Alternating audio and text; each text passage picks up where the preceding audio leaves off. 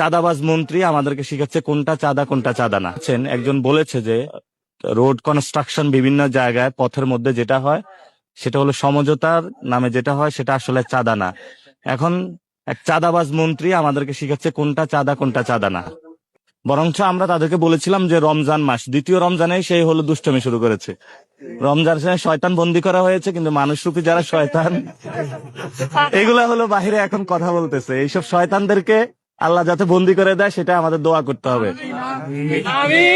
আগামী ইলেকশনে এগুলাকে বন্দি করতে হবে, এগুলাকে ভোট দিতে হবে। এবার তো আমরা বুঝছি যে ভোট কেন্দ্র রক্ষা করতে হবে।